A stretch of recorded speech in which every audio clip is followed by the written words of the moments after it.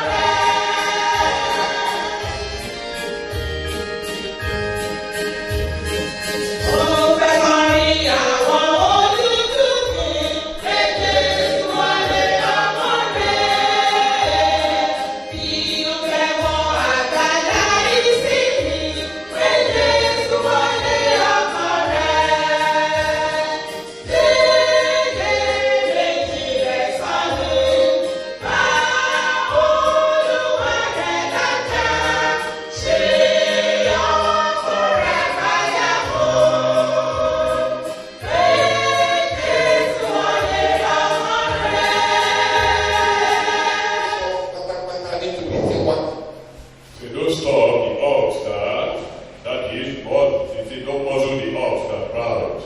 It's not the animal that God is concerned, but he's talking to the church. You are very much concerned about the church that you cannot abandon the church. Thank you for the extent at which you lead the church. As a church, we keep on meeting. That is the right of your church on earth. Pray that all that listen to us in this lecture will bless in Jesus' name. Everybody for the glorious man. Any servant of the Lamb.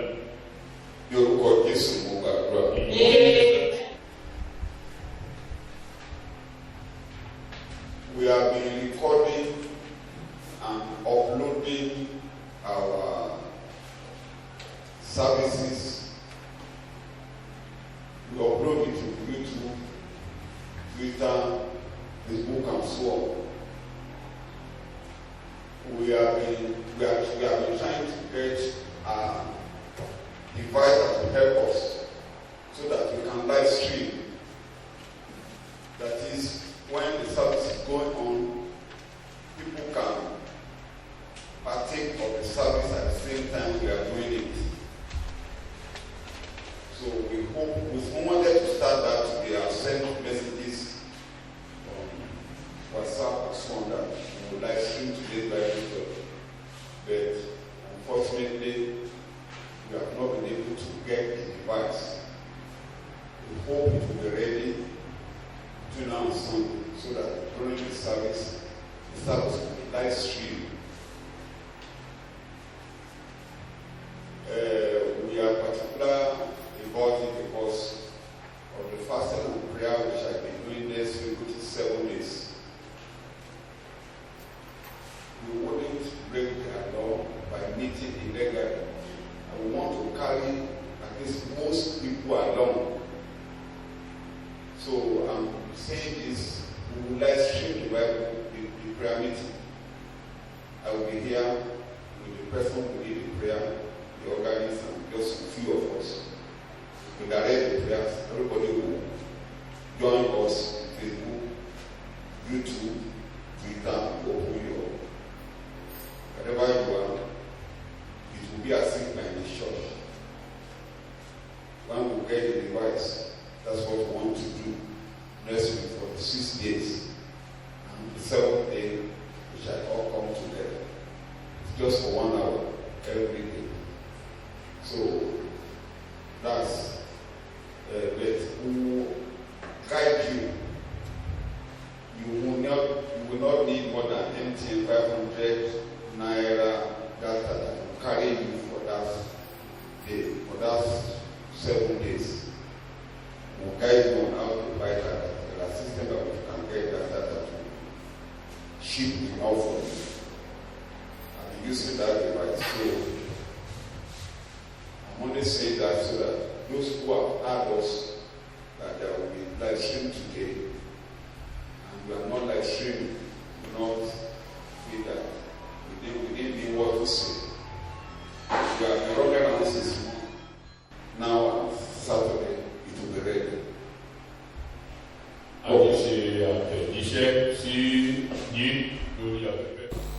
Part 4 of the parable of the 10 virgins. It's where we are going today. The coming of the bridegroom is certain. Let me just read that in Yoruba. I will turn to Yoruba later. You can still quote. The coming of the bridegroom is certain. The hurried and fruitless attempt when the moment arrives to make preparation which ought to have been made in advance is deeply pathetic, and churches are sadly common fault in regard to the readiness of meeting Christ or meeting the messenger whom is sent to bear us away, even death according to Proverbs John 8. ó ní dídé ọkọ ìyàwó. Ìmúrasílẹ̀ fún bíbọ̀ ọkọ ìyàwó ní ẹ̀kọ́ tó ṣe pàtàkì tí òwe wúndíá mẹ́wàá ń kọ́ wa ká wà ní ìmúrasílẹ̀. Preparation for the groom is actually the sole lecture that the 10 virgin parable is teaching us.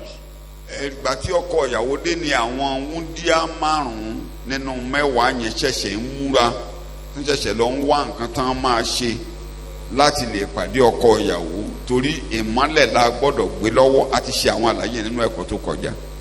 It was at the coming of the groom that 5 of the virgins started making proper preparations. Tí ò dẹ̀ yẹ kán ṣẹ̀ṣẹ̀ máa ṣe. And they should have done that earlier. Ẹsẹ̀ ìkẹsàn-án sí ẹsẹ̀ ìkẹtàlá. In verse 9 to 13. Lónìí a ò ní lọ sínú àwọn ilé ìta àtẹkà sáré bá a kà á. We will examine 9 to 13. Ṣùgbọ́n àwọn ọlọ́gbọ́n dá wọn lé òun wípé bẹ́ẹ̀ kọ́ kí ó má bàa ṣe aláìtó fún àwa àti ẹ̀yin. Ẹ̀ka ẹsẹ̀ ìkẹjọ pẹ̀lú ẹ̀ kó lè yé wa. Àwọn aláìgbọ́n sì wí fún àwọn ọlọ́gbọ́n pé fún wa nínú òróró yín nítorí fìtílà wa ń kú lọ. The foolish ones said to the wise, "Give us some of your oil, our lamps are going out."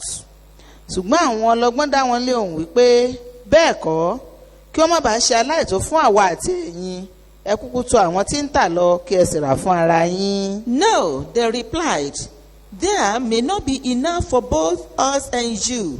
Instead, go to those who sell oil and buy some for yourselves." Nígbà tí wọ́n sì ń lọ rà ọkọ ìyàwó dé àwọn tí ó sì múra tán bá a wọlé lọ sí ibi ìyàwó a sì ti ilẹ̀kùn.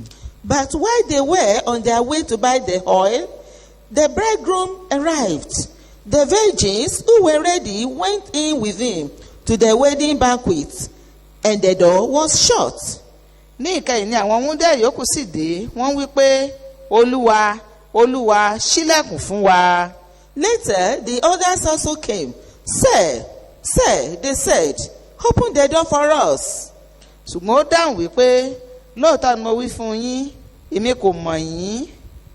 But he replied, "I tell you the truth, I don't know you." Nítorí náà ẹ máa ṣọ́nà bí ẹ̀yin kò ti mọ ọjọ́ tàbí wákàtí tí ọmọ ènìyàn yóò dé. Watch therefore, give strict attention, be cautious and active, for you know neither the day nor the hour when the Son of Man will come. Àdúrà wa ní lórúkọ Jésù lè kò ní tì mẹ́nìkanì lára wa. Amen. Wọ́n ń béèrè ẹ fún wa lóróró díẹ̀. They asked, "Give us little oil." Ìdáhùn àwọn márùn tó jẹ́ ọlọ́gbọ́n. The response of the 5 wise, they said never. Kó má bàa tó fún èmi àti ẹ̀yin. So that we don't want to Ẹ lọ bá laugh. àwọn tí ń tà àti àwọn tí ń rà. Go to those who buy, and you Hello. sell and purchase. Kò ṣeé ṣe níbi tí a wà yìí pé kí àwọn ọlọ́gbọ́n kan ran àwọn yẹn lọ́wọ́. It is absolutely impossible for the wise to help the foolish one. Torí ìbárẹ́pọ̀ pẹ̀lú Jésù ọ̀rọ̀ àwa nìkan ni ìrìn àjò wa pẹ̀lú Jésù a ò lè gbé fẹ́lòmíì àìgbé fọ́mọ àìgbé fúnyàwó àìgbé fọ́kọ. Because our relationship with Jesus Christ cannot be transferred. It's not transferable. Ẹ jẹ́ ká mú kókó bíi méjì àbí nǹkan kan jáde níbẹ̀. Ìkíní Let's bring 2 points there. bí àkọọ́lẹ̀ nìkan ó ní kò ṣeé ṣe fún wa fún àwọn wúndíá márùn yẹn kò ṣeé ṣe fún wa láti ran ẹnikẹ́ni lọ́wọ́ ní àkókò yìí a ò tí ẹ gbọ́dọ̀ ṣe. It's not possible for us to assist anybody at this point. Kò ṣeé ṣe fún wa tóun lẹ rí bẹ́ẹ̀ yẹn tí ẹ fi rí pé àwọn yẹn ò lè ràn wọ́n lọ́wọ́ rárá kò ń ṣe pé wọ́n kórìíra wọn kò ṣeé ṣe ni. It was absolutely impossible, not that they were angry or against them. Ìdí mẹ́ta pàtàkì ìrẹ́pọ̀ ìrìn àjò wa pẹ̀lú Ọlọ́run àwa nìkan. Our fellowship with God is personal. Olódodo yóò yè nípa ìgbàgbọ́ rẹ̀. The just shall live by the amount of living faith in him. Ábákúkù orí kejì ẹsẹ̀ kẹrin. Habakkuk chapter Olódodo 2 verse yóò 4. yè nípa ìgbàgbọ́ The rẹ̀. just shall live by his faith. A gbọ́dọ̀ fi yẹn sọ́kàn.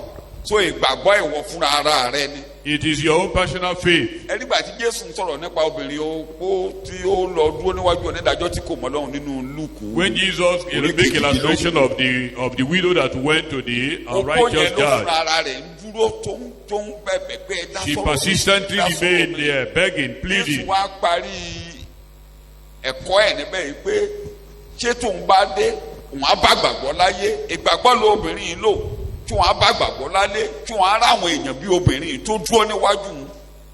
Jesus ended that very illustration by saying, if when he shall come, will he meet faith on earth? In other words, somebody that the type of faith that persists in presence of God. ó ní bí aláìmọ̀kan ọkùnrin onídàájọ́ yìí bá lè torí pé wọ́n yọ lẹ́nu kó dá obìnrin opó yìí lóhùn ó ní mélòó ni òun Ọlọ́run ẹlẹ́dàá á dá sí ọ̀rọ̀ àwọn ọmọ Ọlọ́run àwọn ọmọ òun tó wà níwájú lọ́sàn àti lóru tó ń képo.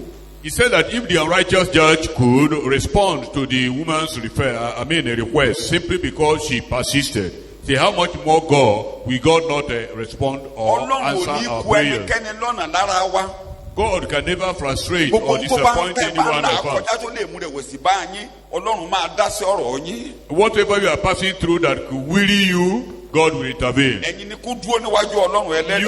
in the presence of God.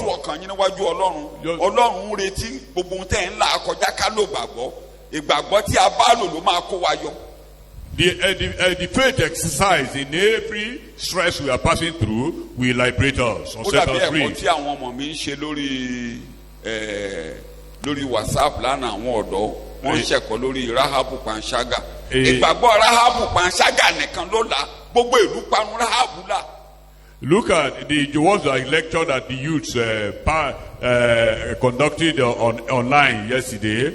They were talking about the character study of Rahab. Thank you. That it was the faith of Rahab that delivered her and her family. Wọ́n ní kì í ṣe òun nìkan ló gbẹ́kọ̀ọ́ òótọ́ dẹ̀ ni. That she was not the only one that had the news, the message. He was not the only one that was afraid. Òun nìkan ló gbé ìgbésẹ̀. She was the only one that took steps. She trembled. Òun nìkan ló bẹ̀bẹ̀. She begged. Àwọn sọ pé òun nìkan ló gbàdúrà. She prayed. Ìgbàgbọ́ rẹ̀ ló là. Her faith. Like said, the Bible says that her faith delivered her. Although naturally and humanly speaking, she was rotten and decayed. But the just shall live by his faith, his personal faith. Chapter 14, verse 11 to 12. Romans chapter 11. Nítorí a ti kọ pé Olúwa wípé bí èmi ti wà gbogbo eékún ni yóò kúnlẹ̀ fún mi. Ṣé ẹ ti gbọ́? Gbogbo eékún ni yóò kúnlẹ̀, gbogbo ahọ́n ni yóò jẹ́wọ́ fún Ọlọ́run. For it is written, as I live, says the Lord, every knee shall bow to me, and every tongue shall confess to God, acknowledge him to his honor and to his praise. Ǹjẹ́ nítorí náà olúkúlùkù wa ni yóò jíhìn ara rẹ̀ fún Ọlọ́run. And so each of us shall give an account of himself, give an answer. Ṣẹ̀ṣẹ̀ lè máa bẹ̀ nìyàn pé bá mi ṣe. Somebody else to help you. Nobody does that. Nobody assisted them here. Ẹsẹ̀ ìkẹwàá wọ́n ní. In verse 10. Bí wọ́n ṣe ń lọ láti lọ bá wọn tó ń rà káwọn lọ ra òróró. As the foolish went to buy oil, the groom came. Ẹ rí pé ọkọ ìyàwó ò tí ì dé, wọ́n ìfilọ̀ ni wọ́n gbọ́ pé ó ti ń bọ̀ tó ní kálukú ti mú àtùpà láti pàdé rẹ̀ ṣùgbọ́n kán tó lọ rà dé ọkọ ìyàwó dé. The groom hasn't come immediately. It was the announcement that everybody should be ready to meet him. Now they went to buy. It was when they went that the bridegroom came. Tíjó tọ̀yàyà tayọ̀tayọ̀ lọ́kọ ìyàwó fẹ́ máa sọ̀kalẹ̀ láti wá pàdé àwọn ọ̀rẹ́ rẹ̀ láti wá pàdé ìjọ. The groom we came with a strong ecstasy, with jubilation and joy to meet. Gẹ́gẹ́ bí èdè Matthew orí kẹsàn-án ẹsẹ̀ kẹẹ̀ẹ́dógún pé Matthew 9:15. àkókò tí a máa gbàwẹ̀ rèé o, àkókò tí a máa ṣẹ́ra wa rèé o, ọkọ ìyàwó lọ báyìí o, tọkọ ìyàwó bá ti di àní gbàwẹ̀ mọ́ o, àní ṣẹ́ra wa mọ́ o, àní jìyà mọ́ o, gbogbo nǹkan tó bá yẹ ká pàtì àkókò ìlà lè pàtì. This is the time we can have self-denial, we can fast, according to Jesus, because when the groom comes, nobody will fast again. We enter into eternal joy. No more denial. Whatever we want to do should be now. This is the time. They accused Jesus that his children never fasted. He said he was around. If he departs, they will fast. He has gone now. This is the time to deny ourselves. It's time to prepare properly. Because when he comes, he is coming to take us to where he is.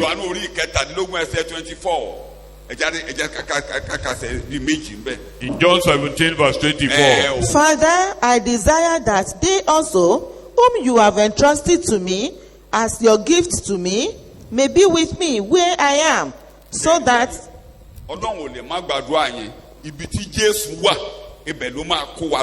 Jesus will take us to where he is. Philippians chapter 3 verse 20. But we are citizens of the state, commonwealth, homeland, which is in heaven. And from it also we earnestly and patiently await the coming of the Lord Jesus Christ, the Messiah, as anew the body of and be like the body of his glory and majesty. Kó lè bára ògo rẹ̀ mu gẹ́gẹ́ bí iṣẹ́ agbára tó wà nínú rẹ̀, agbára tó gbèdìde kó ní òkú. So ó ń kó wa lọ sí ìlú ìbílẹ̀ wa tí ń bẹ ní. Jesus is coming to take us to our family house in heaven. When he comes, he will change our vile body, our mortal body to immortality. Ó ń bọ̀ wá yọ̀ lérí ìyàwó rẹ̀. He is also coming to rejoice with his wife. 62 nígbà tó ń bá ẹsẹ̀ Isaiah chapter 62 verse 1. Ó máa yọ̀ lérí ìyàwó rẹ̀ tó bá dé ní ọjọ́ ayọ̀ ló jẹ́. Gẹ́gẹ́ bí ọ̀dọ́mọkùnrin ti gbé wúńdíá ní ìyàwó, bẹ́ẹ̀ ni àwọn ọmọ rẹ̀ ọkùnrin yóò gbé ọ ní ìyàwó, àti bí ọkọ ìyàwó ti yọ̀ sí ìyàwó, bẹ́ẹ̀ ni Ọlọ́run rẹ̀ yóò yọ̀ sí ọ. Ọlọ́run rẹ̀ ọjọ́ ayọ̀ ni. Ọlọ́run rẹ ní àkókò yẹn yóò yọ̀ lé wa lórí. The Lord will rejoice over you that day. It's a day of joy. Ọlọ́run àmúwadé ní ayọ̀ yẹn o. May the Lord take us to that joyful day. Bí ayọ̀ ṣe ń bẹ lónìí nígbà tẹ́lẹ̀ṣẹ̀ kan bá yí padà. The same way there is joy today over a sinner that repents. Ni pé Ọlọ́run á yọ̀ pé a kó àwọn wọ̀nyí délé. God will rejoice greatly that the saved souls are taken to heaven. It was also a great great day of joy, the day Jesus got back to heaven after his death and resurrection. So, mo ti dé o, àmì pé mo ń kéèyàn ń bọ̀ lọ́dọ̀ rẹ lẹ́yìn ìgbà tí èèyàn ti wọgbó lọ. Àmì rèé o, èso àkọ́kọ́ rèé. Àwọn tó jíǹde nínú òkú ńgbà yẹn, ó kó wọn dé ọ̀dọ̀ Ọlọ́run.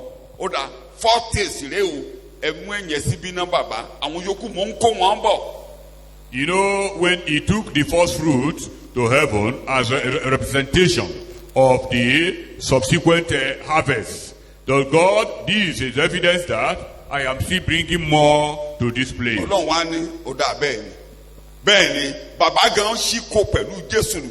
Even God and God follow Jesus. God is in a harvest time now. And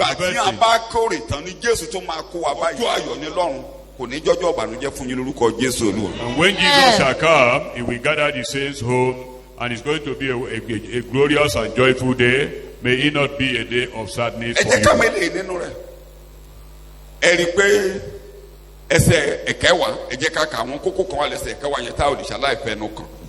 25:10 of Matthew chapter 25 verse 10. But while they were going away to buy, yes, the bridegroom came, and those who were prepared went in with him. They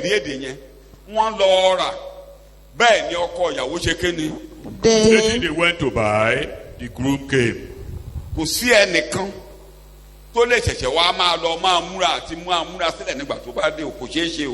There will be no time for preparation when he comes.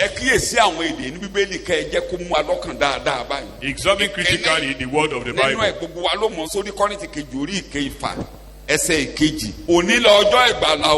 Today is the day of salvation. Today is the day of help. This is the day of acceptance. Every affection, every help you need now is now. Your brothers can explain the Bible to you now. Whatever you want to know from the pastor, you have the time now. The heaven, God want to help you today. The door of salvation is open today. Is open today. When he comes, no more chance for salvation. You can no more plan for heaven. Today is the day you can prepare adequately. I pray that the Lord will help you today. He said, the time of help, I will hear your voice. The time of acceptance, I will stand and help you. Today is the day of salvation. If you pray, the Lord will answer your prayers. Today. Colossians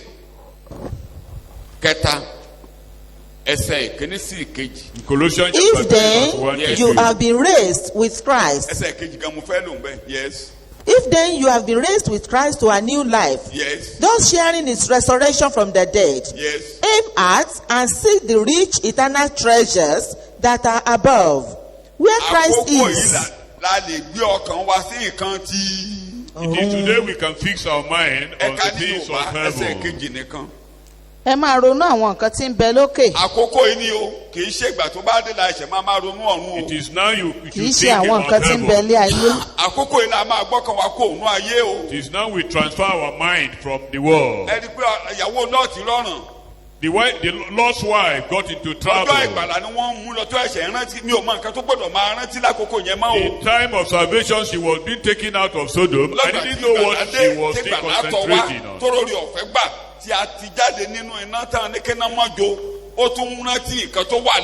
She was taken out of destruction, but yet her mind was still thinking of what she left behind.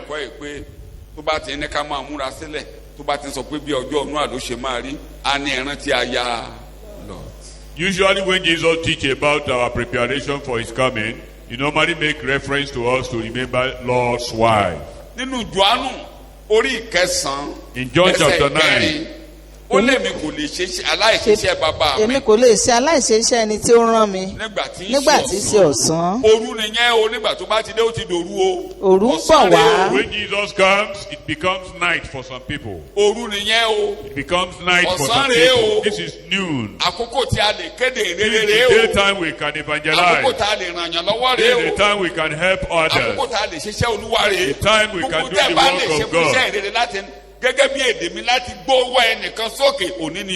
If there is anything you can do to lift others up towards God, this is the time. The responsibilities of the foolish virgin, that was this is when they ought to work for God and do things for God. This is the time of the work of God, not tomorrow. May you not be tired. In Matthew chapter 6, verse 19 do not to gather, 21. Yes. Do not gather and eat up where moth and rust and worm consume and destroy, and where thieves break through and steal. Ẹ má ṣètò ìṣúra jọ fún ara yín lé ayé, níbi tí kòkòrò àti ìpáàrà ibà jẹ́, àti níbi tí àwọn olè irúnlẹ̀ tí wọ́n sì jalè. This is when we can lay our treasures in heaven. Whatever you send to heaven, you will meet over there. Whatever you make use of now will be used at the battlefield. You prepare for war when there is peace. Wọ́n wà ní training ground lójoojúmọ́, wọ́n máa kọ́wọ́ wọn lógun jíjà, wọ́n máa tẹ̀sí ogun kógun tó dé, kì í ṣọjọ́ ogun náà ṣẹ̀ṣẹ̀ ń kẹ́kọ̀ọ́ o. Soldiers are under training every time, even before the war comes. So gbogbo ohun tí a bá fẹ́ fi ránṣẹ́ sílé báyìí àkókò ìlà máa fi ránṣẹ́ sílé. Whatever we want to deposit home, this is the time to do that. Bí àwọn bàbá wa Òṣùmàlú àtijọ́ tán bá lọ ṣiṣẹ́ lọ́nà.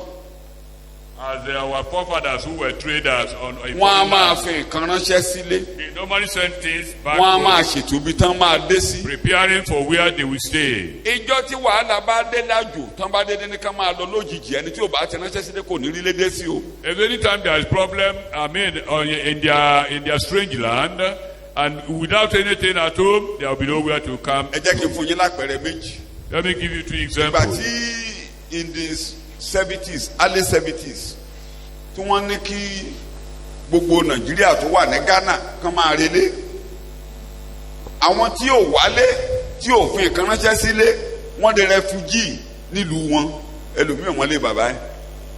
Now, when the Nigerian nationals were ordered home from Ghana some times ago, those who have never prepared anything at home will remain strangers in their own land. ìkejì mo wà ń bí mo wà lẹ́nu iṣẹ́ nígbà táwọn Ghana ń wà Nàìjíríà. I was here in active service when Ghanaians were in Nigeria. So many Ghanaians were in Nigeria. And I discovered that every month they sent message home. And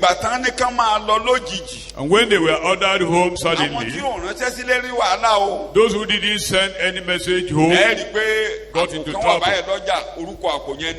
Ghana must go.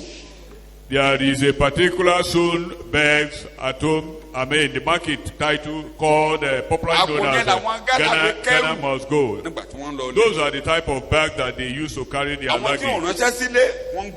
Some who didn't deposit some things at home, they regret it.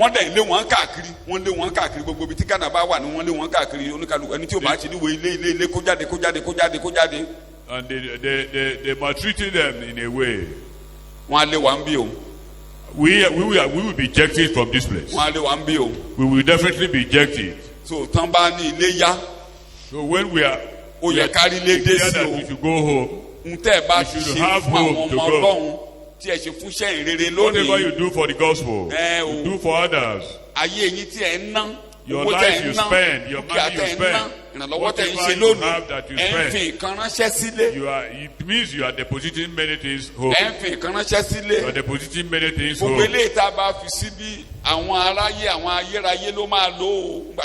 Everything you leave behind here might be inherited by others. Before we depart, everything begins to deteriorate. ẹlòmíì ò tí ì dìde lórí shares tó já mi ò ní kẹ́ má ra shares o shares já ẹlòmíì gbogbo ayé mo rẹ́ni tó gba gratuity tó kó lórí shares ńgbà yẹn. Some people even bank so much on buying shares, and when there was economic regression, it affected many people. kò sí tí ò yí já. Anything could deteriorate in this world. ayé ń ra gold ìgbà kan wà gold já. There was a time that gold, the value of gold dropped. Anything could drop. Look at oil. Whatever we depend on in this world might drop. Only the one we deposit in heaven that will not drop. In time of famine, God will intervene. If you do that, you can never be poor. And you will never be poor in heaven. Till you finish your journey on earth, you will never be in agony. Because my nursing mother cannot forget her suffering without assisting. The time we should fuel our lamp. A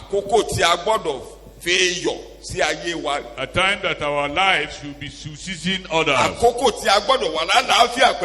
time we must be at peace with others. Luke àbí Mark orí kẹsẹ̀ẹsẹ̀ àádọ́ta ni mò ń lò yẹn. Mark iyọ̀ dára. Iyọ̀ máa dára. Ṣùgbọ́n bí iyọ̀ bá sọ agbára rẹ̀ nù, kí lè ó fi mú un dùn. Bẹ́ẹ̀ni. ẹ ní iyọ̀ nínú ara yín. àkókò àtẹníyọ̀ rí. kí ẹ sì máa wà lé àlàáfíà láàrin ara yín. méjì ni àkókò tẹ máa wà látẹ̀ bá ti níyọ̀ kọ̀rọ̀ yín lè jẹ́ lè tí a fẹ́ yọ̀ dùn. àkókò tẹ máa wà lálàáfíà pẹ̀lú ènìyàn gbogbo la wà yìí o. This is the time to have salt in you and also be at peace with every human being. yàtọ̀ sí padà bọ̀ Jésù ìránṣẹ́ ń bọ̀ tó lè dé bá wa ní ìgbàkúgbà ìránṣẹ́ yẹn ni. A messenger might come here to call you individually. ìránṣẹ́ yẹn ni. You should be prepared for that, and that is death. a ò ṣẹ̀ṣẹ̀ lè máa bá ní làjà nígbà tá ẹjọ́ ẹ̀jẹ̀ kí n bá làjà. You see, at death you don't reconcile again. kò ṣeé ṣe. Because it is usually sudden. so àkókò ìlàjà náà wà yìí. This is the time of kì í ṣe reconciliation. àkókò tí a gbọ́dọ̀ jẹ́ kí ẹ̀mí búburú eléyìí tí a jogún lọ́dọ̀ Ádámù kó máa darí ayé wa. The evil inherited the spirit of vindication from Adam should not rule in our lives. àmì pé àrígbàlà àmì tó ga jù pé àrígbàlà ni pé a ò lójú ìgbẹ̀san a ò lè ran ara wa lọ́wọ́ a ò gbèjà ara wa pé a lè darí yìnyín àmì rẹ̀ nìyẹn. One of the strongest attributes of our being born again is that we are not vengeful. We are not retaliating. ẹ̀rí bí ojú Káínì ti kó rẹ̀wẹ̀sì títí tó fi dá pànìyàn. Cain, the countenance of Cain was dropped until he became a murderer. kò tí ì dá fún náà ni Ọlọ́run lè gbàgbé ẹ̀. Because his younger brother's prayer was answered. Yet God didn't forget Ọlọ́run him. gbàgbé rẹ̀ ṣùgbọ́n ojú ẹ̀ kó rẹ̀wẹ̀sì. But his countenance dropped. so àkókò ìlàjà rẹ̀. This is the time of reconciliation. àkókò àlàáfíà rẹ̀. This is the time of peace. àkókò tí ìkẹ́kọ̀ọ́ gbúdọ̀ sí láàrin ìwà àtẹnikẹ́ni Time rẹ̀. that nothing should be between you and others. ó ṣẹ̀ṣẹ̀ lè sọ pé ẹjọ́ ẹ jẹ́ kí n lọ múra. You cannot say, let me go and prepare. The door will be closed before you come. ẹ máa ràn wá lọ́wọ́ o. May the Holy Spirit help us. ẹ máa ràn wá lọ́wọ́ o. May the Holy Ghost help us. mo lẹ́mìí máa ràn wá lọ́wọ́ o. May the Holy Spirit will help us. ẹ rí i pé àwọn tó múra tán ló bá kọ ìyàwó wọlé. Those who were ready ẹsẹ̀ ìkẹwàá yẹn là ń lò. entered into glory with ẹ̀ka the lẹ́ẹ̀kan sí groom. kí wọ́n tó dé àwọn tó múra tán ti bọ́kọ ìyàwó wọlé ẹ̀ka ẹsẹ̀ ìkẹwàá. nígbà tí wọ́n sì lọ rà bẹ́ẹ̀ ni ọkọ ìyàwó dé ó dé. àwọn tí ó sì múra tán bá wọlé lọ sí ibi ìyàwó àwọn tó múra wọlé ológo lọ pẹ̀lú Jésù olùgbàlà. a sì ti ilẹ̀kùn. wọ́n á wà ní ìrẹ́pọ̀ pẹ̀lú Jésù títí ayérayé a ò ní yà wọ́n nípa láyérayé mọ́ wọ́n lọ odi gbére wọ́n bọ́ sínú ìsinmi wọ́n bọ́ sínú àlàáfíà wọ́n bọ́ sínú ayọ̀ wọ́n bọ́ sínú ọ̀pọ̀. They entered with the groom into eternal fellowship that can never be separated.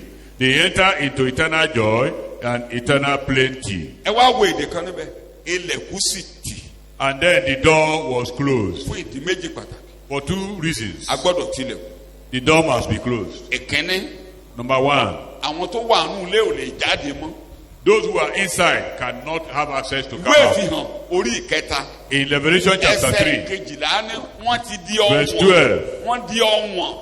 wọ́n di ọ̀wọ̀n. They have become. He who overcomes is Yes. victorious. Oh Yes. my God. Yes. He shall never be put out of it or go out of it. kò lè jáde níbẹ̀ mọ́. They cannot come out from there. sọ Yorùbá ẹ̀ kan gbọ́ wọ́n di ọ̀wọ̀n tí ó ẹni tí ó bá ṣẹ́gun bẹ́ẹ̀ni òun lè mí ó fi ṣe ọ̀wọ̀n nínú tẹ́ḿpìlì ọlọ́run mi bẹ́ẹ̀ni.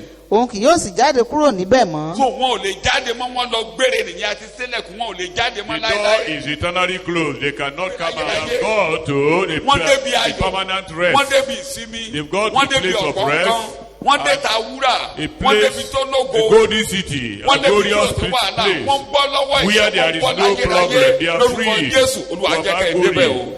May the Lord help you there. ìdí kejì tí a fi gbúdọ̀ tilẹ̀kùn àwọn tó wà níta ò lè wọlé. Another reason is that those who are outside cannot have access to enter. lóde ni àwọn ajá ń gbé. Because dogs are outside. lóde ni àwọn oníjà àwọn ojú Fighters. ìta ni wọ́n wà. àwòrán yìí cowards, ẹ̀rí the nínú fearful. orí ìkejìlélógún ẹsẹ̀ kẹẹ̀ẹ́dógún. Revelation chapter 22 verse 15. àwọn oníjà Outside are dogs, àwọn oníjà, fighters, àwọn ajá, strikers, àwọn eléèbì àwọn olóòórùn. immoral ones. ta Those who are àwọn defiled. tí ò ráyè They are pátápátá. outside. They will not enter. ta ni wọ́n ń gbé.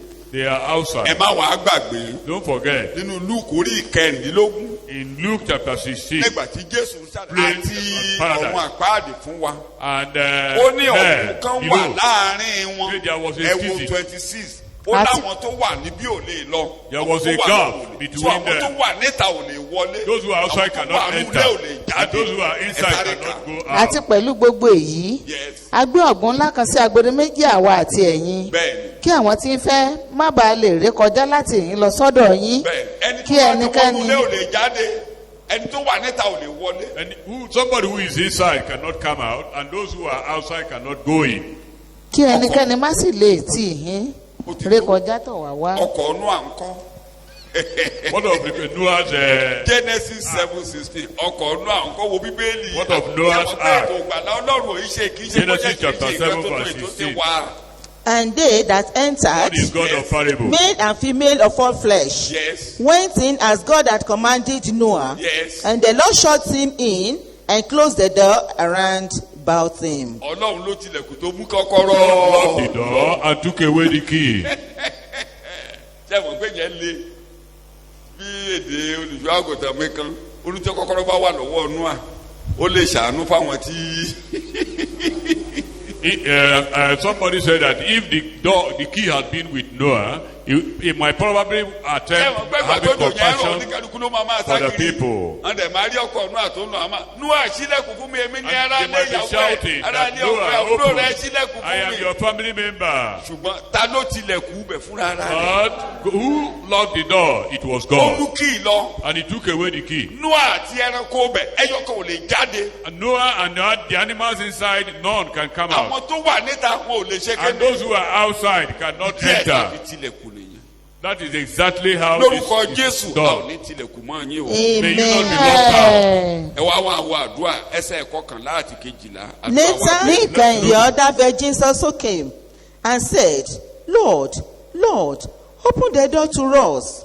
ní ìkẹyìn lé àwọn wúndíá yòókù sì dé wọ́n wí pé olúwa olúwa ṣílẹ̀kùn fún wa. You know, they bought oil. They bought oil. They now prepared to enter. But it was too late. May it not be too late for you. We learned from Esau. Ìgbà tó ẹ̀ṣẹ̀ ń wá pé kán fún un ní ìbùkún kọjọ́ kógún ìbí jẹ tèun ó ké bí àwọn wọ̀nyí ṣe ń gbàdúrà ló náà ṣe gbàdúrà àdúrà ò gbà mọ́. When Esau realized that he has missed the birthright, he cried for it is possible reversal. It was impossible. Àti súre fún Jacob ẹ ti ẹgbẹ́ èdè tí bàbá Jacob ẹ tí bàbá Israẹli lò lórí 27:38. Esau said to his father, Yes. Have you only one blessing, my father?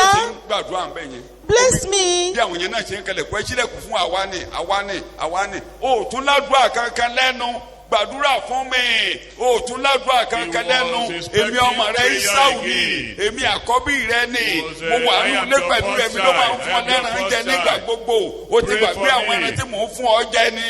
Have you forgotten all I've given to you? Mo màmá ó pé jù.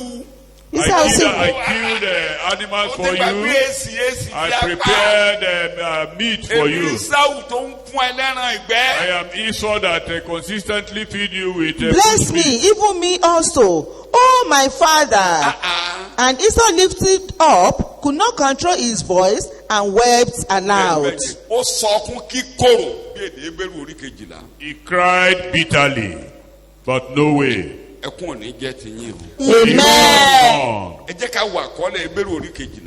Let's look at Hebrews chapter 12, verse 14.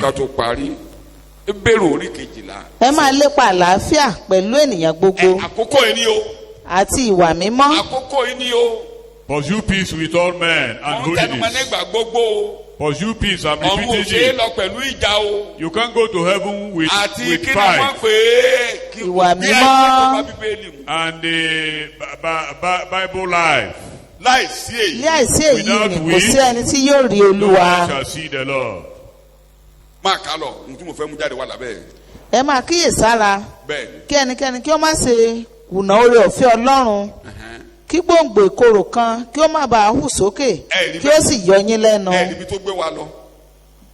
pé ohun tó máa yọ wá lẹ́nu tá a fẹ́ ní lọ kí ni wọ́n porúkọ rẹ̀ ń jẹ́. gbòǹgbò Something ìkorò. that might disturb us from going is root of bitterness. torí àwọn wúndíá márùn yẹn dàbẹ́ ni pé wọ́n ti gbọ́rọ̀ ìrere rí ó ṣeṣe kọ́ máa jà lágbèrè kọ́ máa jolè kó jẹ́ pé gbòǹgbò àti oríṣiríṣi ẹmúnumùdù ayé ló dí wọn lọ́wọ́ o. The 5 foolish virgins had the gospel, but they might have been disturbed by all this root of bitterness and àwọn envy nǹkan pín díẹ̀ rò pé kò wá little kò má dà forces. mí wọ́n lè má ra yẹ̀ṣẹ́ ìrere àwọn nǹkan tí Might wọ́n not tẹ̀lé have ó lè time for the gospel.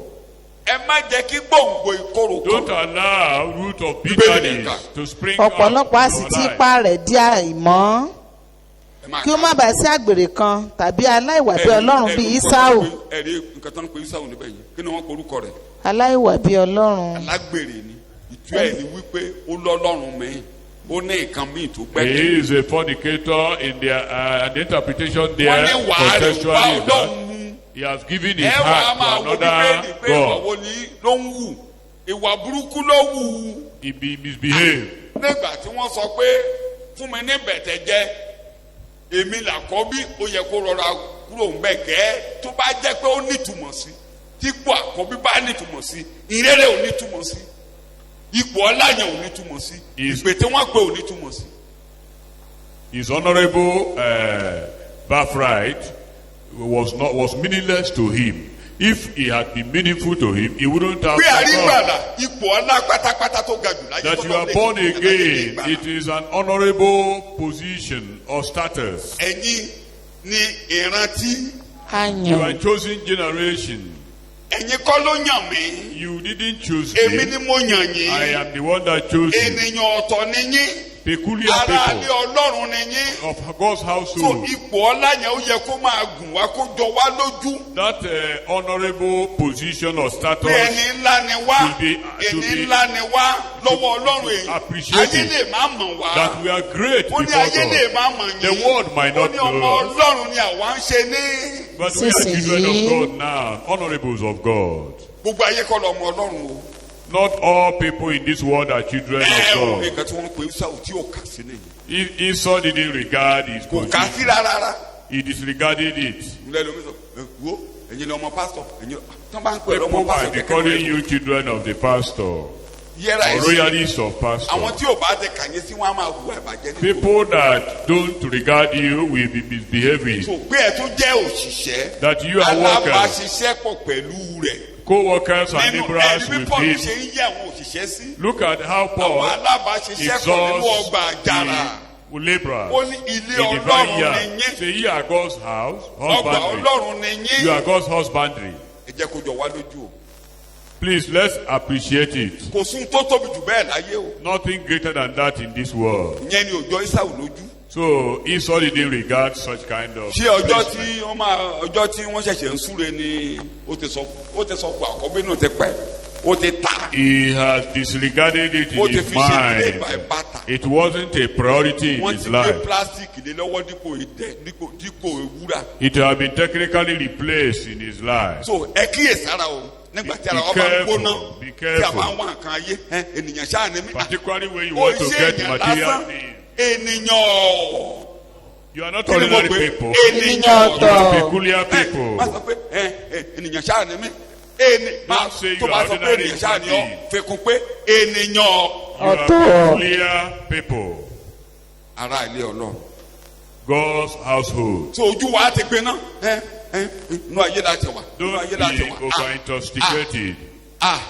òun lẹ́ẹ̀ka lẹ́ẹ̀kan yẹn nínú Fílípì orí kẹta ìlú ìbílẹ̀ wa ń bẹ ní. We read it in Philippians chapter 3 that our family house is in heaven. ibi ò ṣe lé. This world is not our ẹ permanent má gbàgbé ẹ ṣara place. ayé Remember, you are not ẹ worldly. ṣara You are ayé. not of the world. ẹ ní bàjẹ́ pẹ̀lú ayé o. May you not get caught with the wọ́n world. ló sunkún ó fẹ́ gbà kò He lè gbà. tried to regain it. It was so impossible. ó ti pẹ́ jù. It was too late. kò ní pẹ́ jù fún yín o. May it not be too late for you.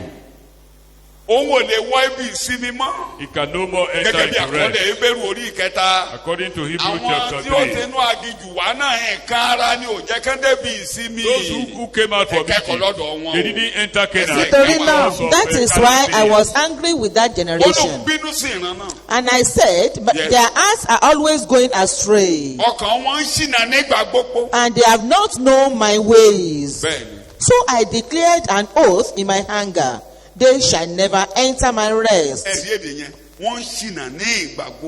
Always their heart is not consistent with God. Their hearts were not consistent with God.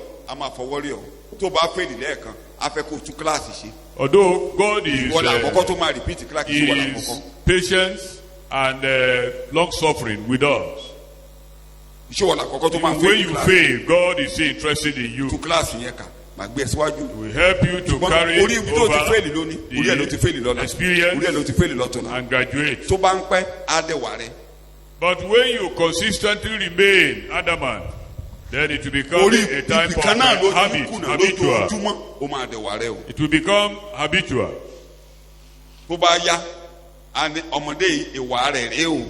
Eventually, God now will, tag it to be your habit. We pray that God will take you to the place of rest in Jesus' name.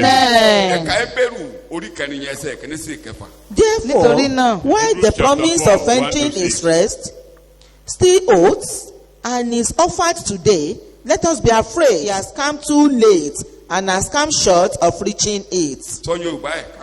Nítorí náà, ẹ jẹ́ kí a bẹ̀rù.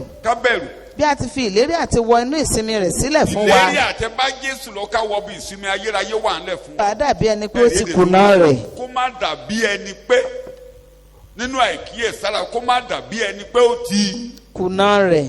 Kì í ṣọjọ́ yẹn náà ṣẹ̀ṣẹ̀ máa kùnà wọ́n ti kùnà rẹ̀. We don't want to be very careless so that none of us will miss that very place of rest. Torí bí a ṣe lérí fún wọn là á lérí fún wa o. And that is why all the speech we are he had the message, but it didn't mix up with faith in them. Eventually, they didn't get there. Nígbà tí Ọlọ́run ní tán lọ amúròyìn ìwé pé ilẹ̀ náà ṣọ̀ fún wàrà àti fún oyin àti bẹ́ẹ̀ bẹ́ẹ̀ lọ àwọn mẹ́wàá ní òmìnira wà bẹ́ẹ̀ àti bẹ́ẹ̀ bẹ́ẹ̀ wà bẹ́ẹ̀. Ẹ máa wo nǹkan tó ṣẹlẹ̀ lọ́jọ́. When the spies were sent and they returned with their two separate news about the land, something happened. Wọ́n ní a ò lọ mọ́ Egypt là ń lọ.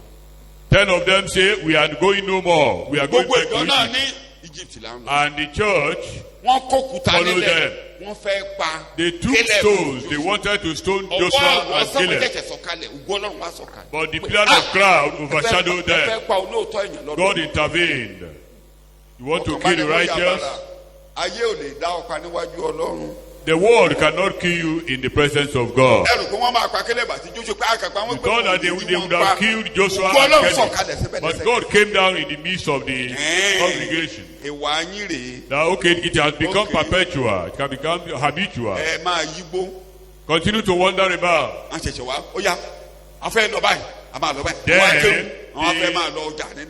they resolute that they will enter the land.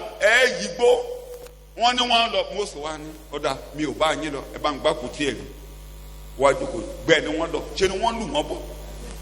It is after that they decide that okay they are now ready to enter the land. Moses took the ark of the Lord. They were beaten by the enemy and pursued them. Wọ́n ṣẹ̀ṣẹ̀ wá ń múra láti ṣe nígbà tó ti pẹ́jù kò ní pẹ́jù fún yín. They now prepare to enter there when it was already too late. May it not be too late for you. The ark of the Lord didn't follow them. God didn't follow them. It was too late. Jesus lecture for us. Nítorí náà, ẹ máa sọ́nà. Bí ẹ̀yin kò ti mọ ọjọ́ tàbí wákàtí tí ọmọ ènìyàn yóò dé. Whatever I want to do today, let's do. Observe time, be time conscious. Look at the situation of things. Don't because of COVID-19 became devilish.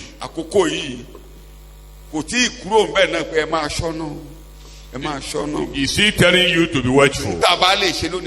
Whatever we want to do today, we should do. Maybe God wants to take away the sins during the coronavirus. Maybe God wants to restore us back to the Bible and prayer. But God has no evil against us. The Holy Ghost will help us. The Holy Spirit will help us. Amen. Amen. Let us pray in Jesus' name. Bible study we will listen to. And we pray, O Lord, that you, God, will give us grace to prepare adequately so that it will not be too late for us in Jesus' name. Amen. All that have listened to this message, we want you to give us grace so that none of us will regret when you, Jesus, will come in Jesus' name. Amen. The grace to walk with you, to work for you, to be timely, to be up and doing, to occupy till you come. You give to us in Jesus' name. Amen. In Jesus Christ's name I pray. Amen. The grace of our Lord Jesus Christ. Amen. The love of God. Amen. And the fellowship of the Holy Spirit. Amen. Be with us now and forevermore. Amen.